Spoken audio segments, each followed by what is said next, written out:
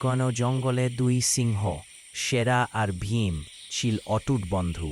তারা একসাথে শিকার করত, জলাশয়ে খেলত।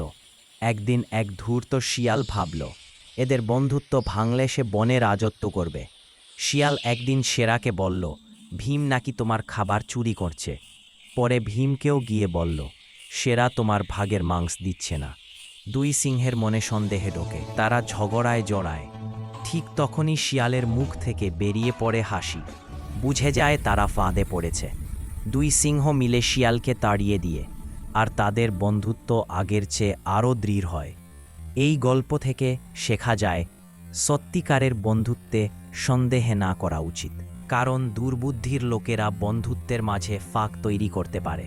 তাই বন্ধুকে বিশ্বাস রাখা এবং একসাথে সমস্যা মোকাবিলা করাই সবচেয়ে গুরুত্বপূর্ণ। শিয়ালের মতো ধূর্ত লোকেদের কৌশল চিনে একসাথে থেকে বন্ধুত্ব অটুট রাখা উচিত।